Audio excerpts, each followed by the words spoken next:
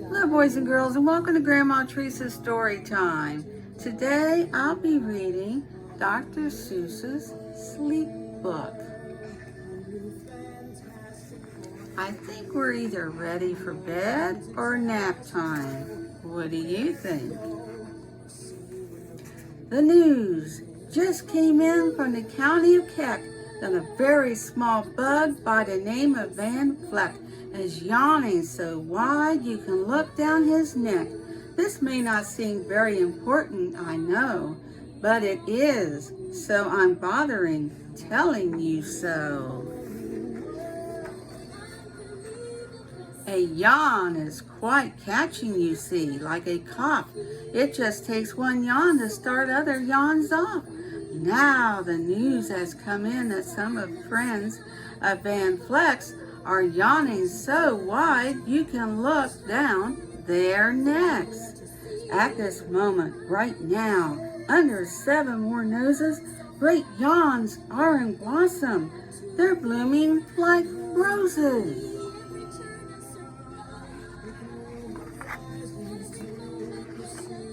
The yawn of that one little bug is still spreading. According to latest reports, it is heading across the wide fields, through the sleepy night air, across the whole country, toward every which where.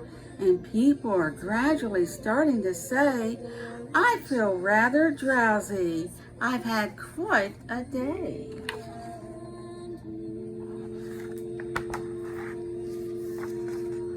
Creatures are starting to think about rest.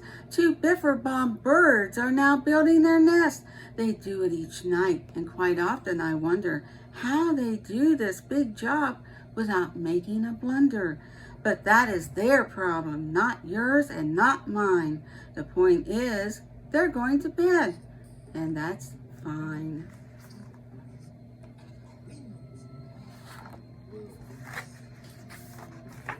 Sleep thoughts are spreading throughout the whole land.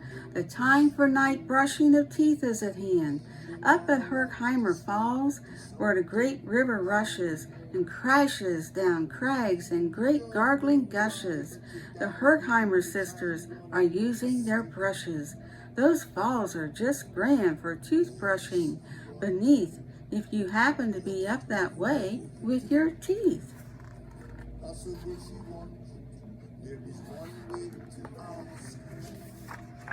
The news just came in from the castle of Krupp that the lights are all out and the drawbridge is up. And the old drawbridge drawer just said with a yawn, my drawbridge is drawn and it's going to stay drawn till the milkman delivers the milk about dawn. I'm going to bed now, so nobody better come round with a special delivery letter.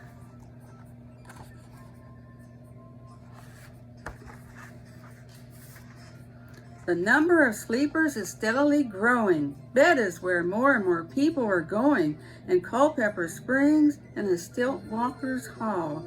The Stilt Walker stilts are all stacked on the wall. The Stilt Walker walkers have called it a day. They're all tuckered out and they're snoozing away. This is very big news. It's important to know. And that's why I'm bothering telling you so.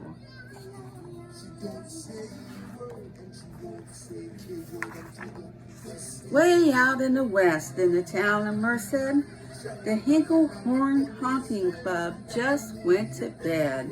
Every horn has been quietly hung on a hook for the night in its own private Hinkle Horn Nook.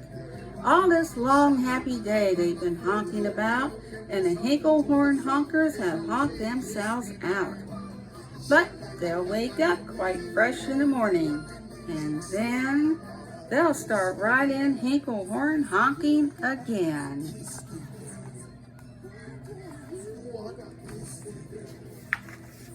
Everywhere, creatures are falling asleep. The collapsible Frink just collapsed in a heap.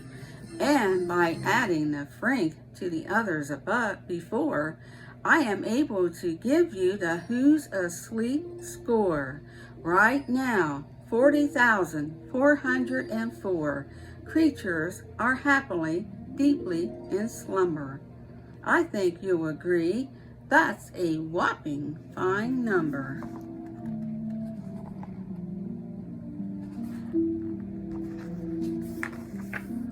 Counting up sleepers, just how do we do it? Really quite simple. There's nothing much to it. We find out how many, we learn the amount by an audio-talio count.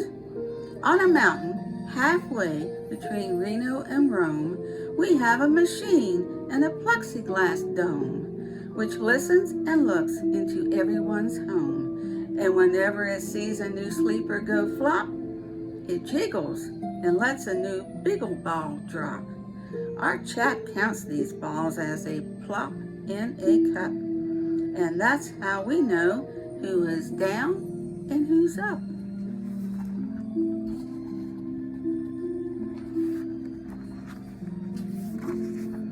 Do you talk in your sleep? It's a wonderful sport, and I have some news of this sport to report. The world champion sleep talkers, Joe and Mo Redzoff, have just gone to sleep and are talking their heads off. For 55 years now, each chattering brother has babbled and gabbled all night to the other. They've talked about laws and they've talked about gauze.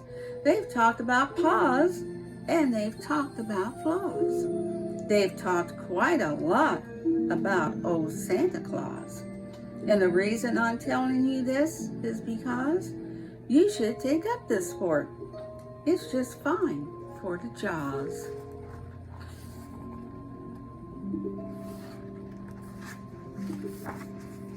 Do you walk in your sleep? I just had a report of some interesting news of this popular sport. Near Finnegan Fen, there's a sleepwalking group which not only walks, but it walks a la hoop. Every night they go miles.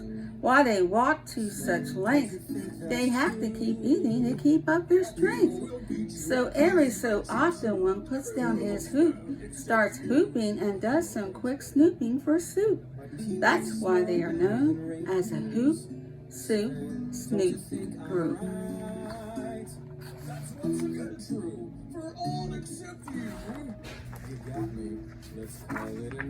Sleepwalking too are the curious crandles who sleepwalk on hills with assorted sized candles. The crandles walk nightly in slumbering peace in spite of slight burns from the hot dripping grease. The crandles wear candles because they walk far, and if they wake up, want to see where they are.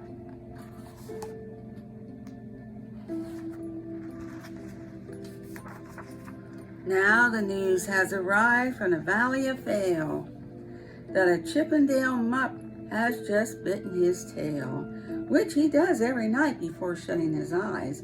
Such nipping sounds silly, but really it's wise. He has no alarm clock, so this is the way. He makes sure that he'll wake at the right time of day. His tail is so long, he won't feel any pain till the nip makes the trip and gets up to his brain. In exactly 8 hours, the Chippendale mupp will at least feel the bite and yell, "Ouch!" and wake up.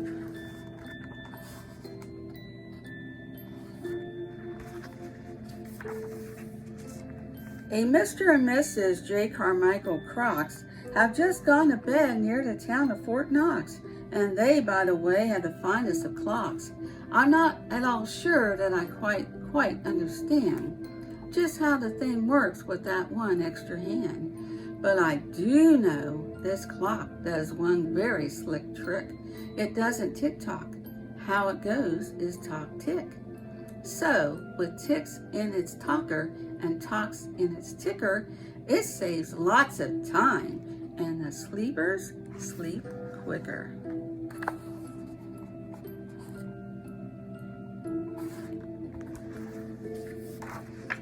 What a fine night for sleeping. From all that I hear, it's the best night for sleeping in many a year. They've even asleep in his way back motel. and people don't usually sleep there too well.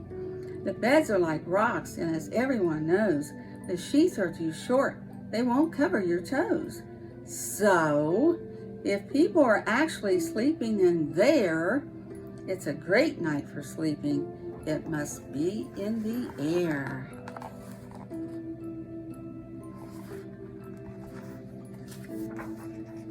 It's a great night for snores. I just had a report of some boys who are tops in this musical sport. The snortiest snores in all our fair land are Snorter McPhail and his Snore a Snort band. This band can snore Dixie and Old Swanee River so loud it would make 40 elephants quiver. The loudest of all the boys is McPhail. He snores with his head in a 3-gallon pail. So they snore in a cave 20 miles out of town. If they snored closer in, they would snore the town down.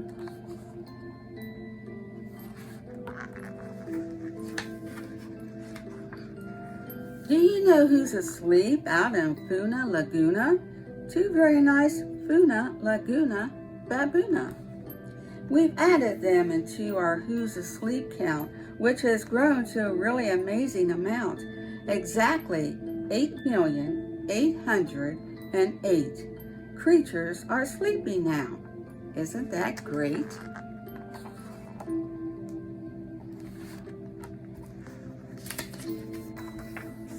A jed is in bed, and the bed of a jed is the softest of beds in the world, it is said.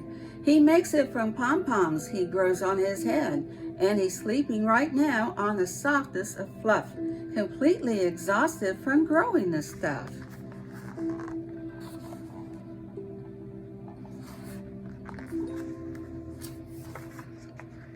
The news has come in from the district of Doft that 2 oft are asleep, and they're sleeping aloft.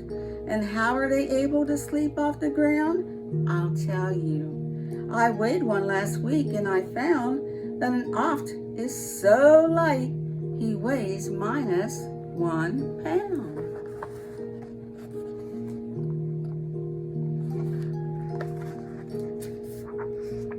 A moose is asleep.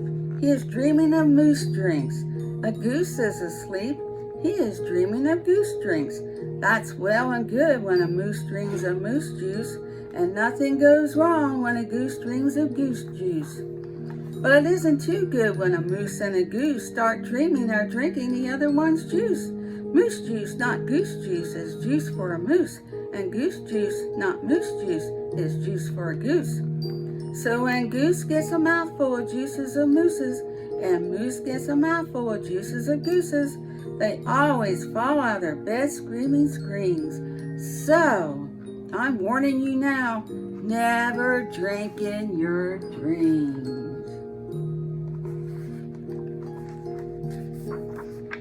Speaking of dreaming, I think you should note that the Bumble Tub Club is now dreaming afloat. Every night they go dreaming down Bumble Tub Creek, except for one night every 3rd or 4th week when they stop for repairs cause their Bumble Tubs leak. But tonight they're afloat full of dreams, full of bliss, and that's why I'm bothering telling you this.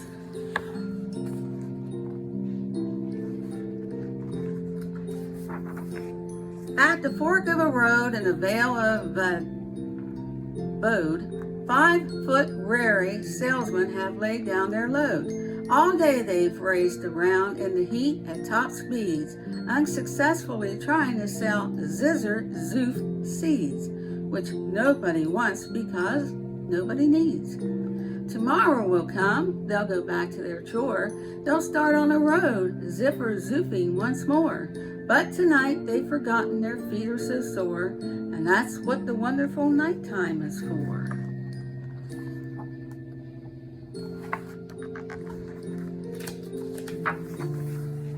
Everywhere, creatures have shut off their voices. They've all gone to bed in the beds of their choices. They're sleeping in bushes, they're sleeping in crannies, some on their stomachs and some on their fannies.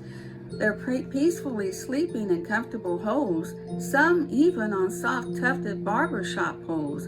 The number of sleepers is now past the millions. The number of sleepers is now in the billions.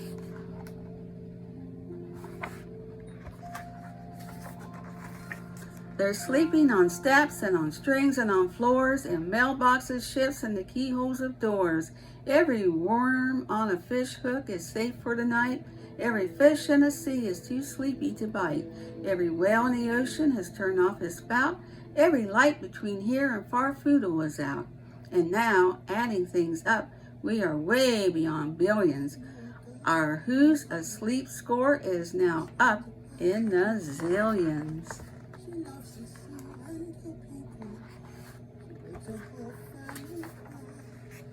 99 zillion, 9 trillion, and 2 creatures are sleeping. So, how about you? Are you getting sleepy yet?